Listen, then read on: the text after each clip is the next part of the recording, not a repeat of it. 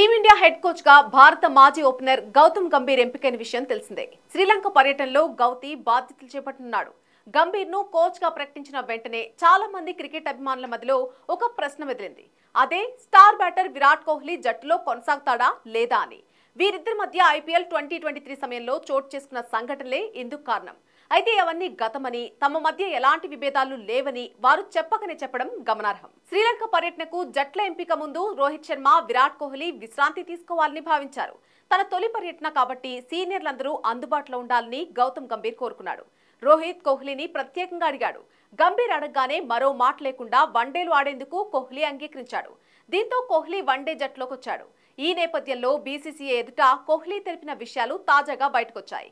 గౌతమ్ గంభీర్ తో గతంలో చోటు చేసుకున్న సంఘటనలు ఏవి కూడా మా బంధంపై ప్రభావం చూపవు. భారత్ జట్టు కోసం ఇద్దరం కలిసి పనిచేస్తాం. మా ఇద్దరి లక్ష్యం టీమిండియాను ముందుకు తీసుకువెళ్లడం. ఈ విషయంలో బీసీసీఐ ఎలాంటి అపోహలకు వెళ్లాల్సిన అవసరం లేదు అని బీసీసీఐకి కోహ్లీ భరోసా ఇచ్చినట్టు కథనాలొచ్చాయి.